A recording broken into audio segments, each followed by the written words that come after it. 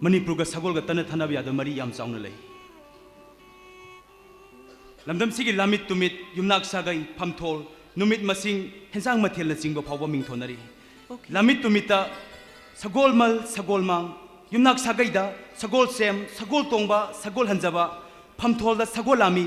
नुमित मसिंग सगोल सेन अमदी हेंसांग मथेल सगोल हवाईना चिंग बसिनी महेरोल गी हौना सगोल खुनाय सिग तन थानरक्ते